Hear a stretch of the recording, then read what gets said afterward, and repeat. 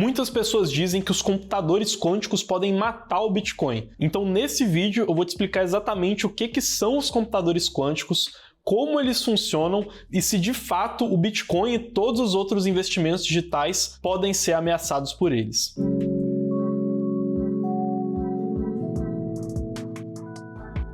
Antes de começar esse vídeo aqui, eu preciso te lembrar que a gente vai estar deixando aqui na descrição o link do comparador cripto. A gente pegou as 20 maiores criptomoedas que existem no mercado e reordenou elas colocando as nossas próprias notas de análise. Então, se você quer saber quais delas a gente confia e acredita que podem ser bons investimentos no longo prazo e quais que podem ser uma armadilha para o seu dinheiro, clica aqui embaixo porque esse comparador é 100% gratuito e agora sim, vamos para o conteúdo do vídeo. Um bom jeito de a gente começar esse vídeo aqui é relembrando aquele termo criptomoeda, que a gente muitas vezes chama aqui de criptoativo. Você já se perguntou por que essas palavras começam com esse termo cripto antes?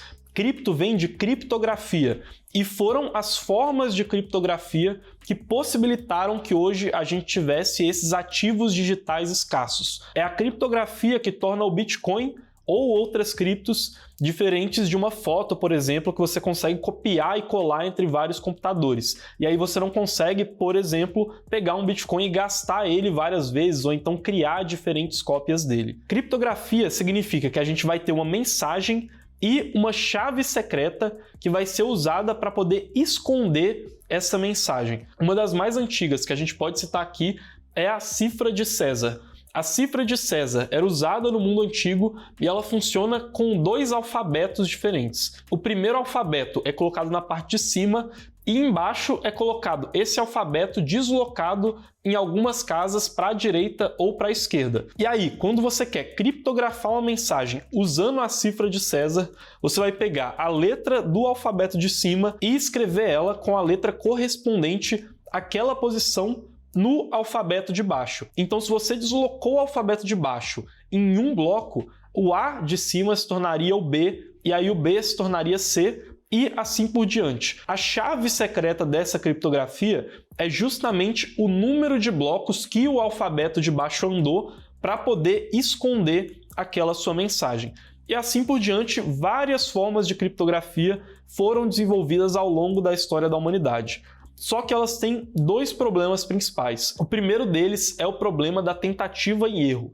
Então, no caso da cifra de César, você poderia pegar o alfabeto inteiro e deslocando ele bloco por bloco até descobrir uma forma que recriasse uma mensagem que fizesse sentido. E o segundo problema é o roubo de chaves secretas. Então, no caso da cifra de César, a chave secreta é o número de blocos que você deslocou.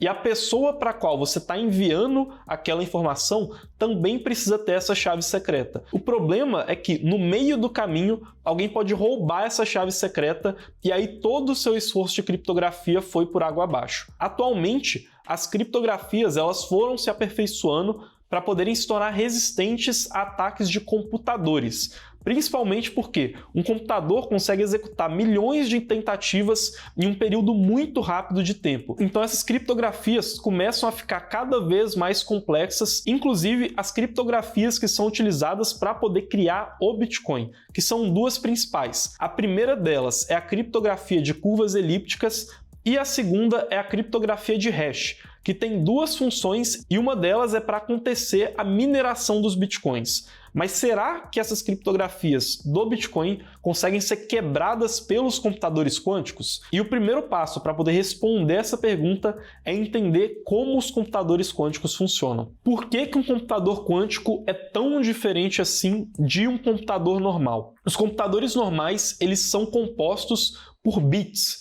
de 0 ou 1. O bit é a menor unidade de processamento de um computador convencional. Ele sempre vai alternar nesses estados de 0 e 1, e o conjunto desses bits vai sendo acumulado igual vários tijolinhos para poder construir as coisas mais complexas que os computadores fazem. Se a gente tiver um conjunto de 4 bits, por exemplo, alternando entre 0 e 1, a gente teria acesso a 16 possibilidades diferentes.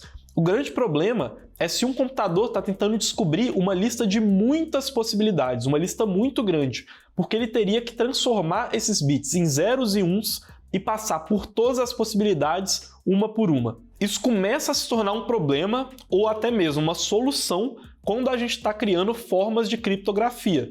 Então, se essa lista enorme pela qual o computador vai ter que passar for, na verdade, uma lista de senhas possíveis para poder invadir um sistema, aí é muito útil que esses computadores eles tenham, de certa forma, essa lentidão que é ocasionada por esse sistema de funcionamento dos bits que estão sempre alternando entre 0 e 1. Já nos computadores quânticos, existe um sistema totalmente diferente que funciona utilizando os qubits, ou seja, os bits quânticos. Existe um conceito lá na física quântica que só se aplica quando a gente está falando de partículas muito pequenas. Para essas partículas subatômicas, tem conceitos que podem parecer muito estranhos para a gente, mas que já foram comprovados pela física quântica, como é o conceito da sobreposição. Então, alguns eventos subatômicos, como por exemplo, a polarização de um fóton, que poderia ser vertical ou horizontal, podem ser sobrepostos. Isso significa que eles acontecem ao mesmo tempo antes de um observador analisar aquele evento. Então o fóton ele pode estar ao mesmo tempo polarizado em várias direções diferentes se a gente não passar ele por um filtro ou alguma forma de análise mais profunda. E isso pode ser muito útil quando a gente vai para o mundo da computação. Imagina que aquele bit, na verdade, ele está acontecendo em um nível subatômico com algum evento que está sujeito a essa sobreposição quântica. Vamos supor que esse qubit seja um fóton que está resfriado em uma temperatura muito abaixo de 0, e aí, a partir da polarização desse fóton, a gente define se esse qubit vai ser 0 ou 1. Só que nesse caso, ele é 0 e 1 ao mesmo tempo. Esse é o grande segredo dos computadores quânticos. Então, naquele exemplo que eu dei de uma fileira de 4 bits, aqui, se a gente tivesse uma fileira de 4 qubits, a gente testaria todas as 16 possibilidades ao mesmo tempo. E aí você conseguiria passar por várias listas e descobrir criptografias muito mais facilmente, porque os computadores quânticos conseguiriam passar por vários tipos de senhas até conseguir invadir aquele sistema de fato. Será que esse poder todo da computação quântica que ela consegue usando os qubits é o suficiente para poder quebrar as criptografias que criam o Bitcoin? Então vamos passar por elas aqui, entender para que elas servem e o que poderia acontecer de muito errado se elas fossem quebradas por um computador quântico. A primeira criptografia muito importante que governa o Bitcoin é a criptografia de curvas elípticas. Ela está dentro de um setor maior, que são as chamadas criptografias assimétricas. Sabe aquele problema que eu te falei, de uma chave que poderia ser roubada e aí uma criptografia iria perder o seu efeito? Na criptografia assimétrica, a gente resolve esse problema criando duas chaves. A primeira é uma chave privada que só você tem acesso, e a segunda é uma chave pública que é usada para poder criptografar as mensagens. A chave pública criptografa, ou seja, ela esconde o segredo, enquanto que a chave privada é usada para revelar esse segredo. Pode parecer um pouco confuso, mas é exatamente assim que os endereços de Bitcoin funcionam. Uma pessoa envia os Bitcoins para o seu endereço público, a sua carteira de Bitcoins, e só com a sua chave privada você consegue ter acesso às criptos que foram enviadas para esse endereço público. Então é uma maneira muito simples e muito prática de solucionar esse problema, porque você não precisa ficar enviando a sua chave privada e, consequentemente, a chance dela ser roubada diminui muito. E além disso, depois de transformar a sua chave privada em uma chave pública, para poder receber os bitcoins, essa chave pública ainda é passada por uma função que a gente chama de função hash. E aí é gerado um hash da sua chave pública, que é uma representação criptografada dela, e aí é nesse hash que você vai receber os seus bitcoins de fato. Mas o que aconteceria se essa criptografia de curvas elípticas fosse quebrada? O primeiro ponto é que antigamente não existia esse hash que protegia a chave pública. Então, várias das carteiras antigas que estão com essa chave pública exposta poderiam ser descriptografadas e aí os hackers teriam acesso à chave privada da carteira e poderiam roubar aqueles bitcoins e movimentar eles livremente. Uma outra característica importante é que quando você vai movimentar os seus bitcoins, ou seja, ao invés de receber os bitcoins de outra pessoa, você também coloca a sua chave pública exposta. Então, se existisse uma forma de quebrar esse algoritmo de criptografia de curvas elípticas, poderia existir aquilo que a gente chama de gasto duplo. Assim que você enviou a sua transação, alguém poderia passar na sua frente, ver a sua chave pública, pagar uma taxa maior para a transação dela ser aceita mais rapidamente, e aí, como ele teria descriptografado a chave pública para ter acesso à chave privada, ele poderia movimentar os seus bitcoins na sua frente e enviar eles para qualquer carteira que ele quisesse. Como eu estava dizendo, antigamente não existia esse hash que protegia a chave pública de quem estava recebendo as criptos, então carteiras antigas, como aquela carteira do Satoshi Nakamoto, ou então várias outras que foram perdidas ao longo do tempo, também poderiam ser roubadas. Agora a gente pode ir para a segunda forma de criptografia que protege o Bitcoin, que é a chamada função hash. A função hash é muito utilizada em dois pontos do Bitcoin. O primeiro é para poder proteger endereços públicos que estão recebendo os bitcoins, como eu disse. Inclusive, ela foi adicionada justamente para criar uma forma de proteção contra computadores quânticos. E o segundo é para mineração do Bitcoin. Mas o que é essa função hash? A função hash é uma função matemática muito parecida com essa criptografia de chave privada e chave pública. A questão é que, na função hash, ela é feita para não ser possível você voltar atrás, nem se você tiver algum segredo de como ela foi gerada. Então, de um lado, você coloca uma mensagem, ela passa por essa função hash, e aí, do outro lado, você tem acesso a uma mensagem totalmente criptografada. Lá na mineração do Bitcoin, existe uma função hash chamada de SHA-256. Ela é usada da seguinte forma. Você já ouviu falar que os mineradores de Bitcoins estão ocupados resolvendo vários problemas matemáticos para conseguirem competir pela mineração de Bitcoin? O que os mineradores estão tentando descobrir é qual o número que vai passar pela função hash e aí gerar um hash específico com determinadas características que foram definidas de maneira aleatória pela blockchain. Só que na função hash não tem como você pegar essas características que você quer descobrir e fazer o caminho de volta.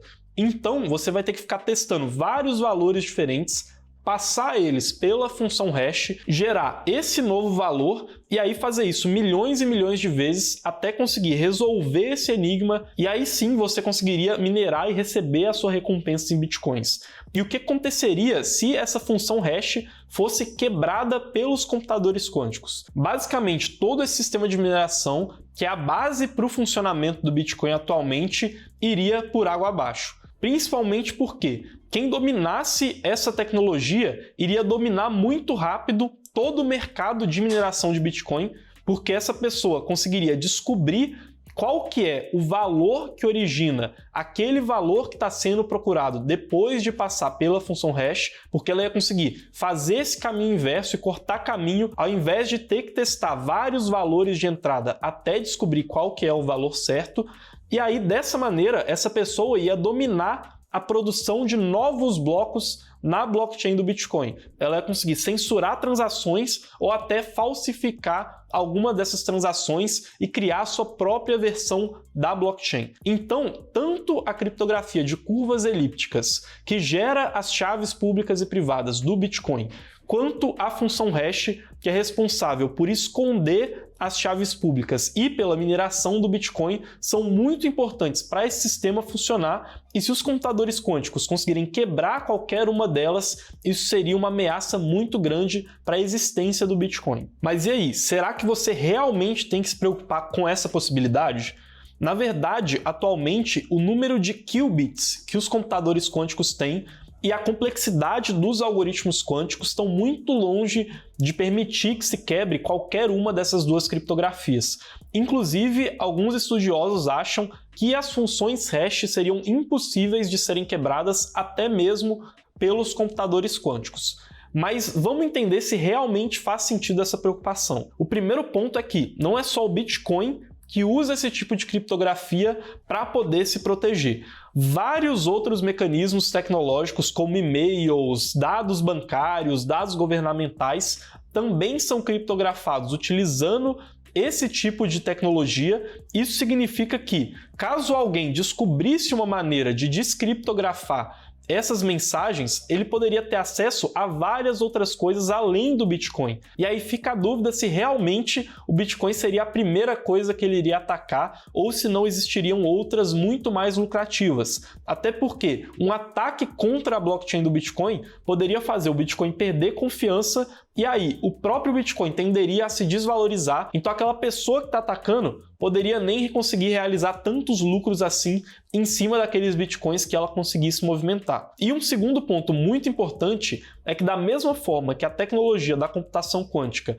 pode ser utilizada para tentar quebrar criptografias que foram desenvolvidas pelos computadores clássicos, ela também consegue tentar criar as suas próprias formas de criptografia. Então, atualmente já existem campos de desenvolvimento para as criptografias pós-quânticas. Então, no pior dos casos, caso a blockchain do Bitcoin fosse atacada, os sistemas de carteiras públicas e privadas fosse perdido, ainda assim a gente poderia criar um fork do Bitcoin com uma atualização, ou seja, uma nova rede do Bitcoin, a partir do ponto anterior ao que ela havia sofrido esse ataque, só que nessa nova rede do Bitcoin a gente colocaria instrumentos de criptografia pós-quânticas que seriam criados por computadores quânticos para conseguirem se defender do ataque de outros computadores quânticos, então ainda assim não seria o fim do Bitcoin. Mas e aí, você gostou de saber como que a blockchain do Bitcoin funciona no detalhe e como os computadores quânticos funcionam?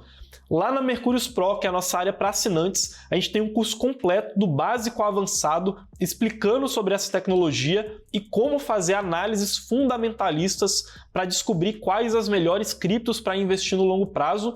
E, inclusive, todos os assinantes têm acesso à nossa própria carteira de investimentos com estratégias como alavancagem, opções para proteção de portfólio e assim por diante, além de lives e acompanhamentos exclusivos com analistas e um atendimento personalizado. Então, se você quer fazer parte da Mercúrios Pro, não esquece de clicar aqui embaixo e colocar o seu nome na lista de espera, porque a próxima turma já deve estar quase chegando. Se você gostou desse tipo de vídeo, não esquece de deixar o seu like aqui embaixo e também clicar aqui do lado, porque eu vou estar deixando o nosso vídeo com a explicação completa de como funciona a blockchain do Bitcoin. A gente se vê no próximo vídeo e até mais.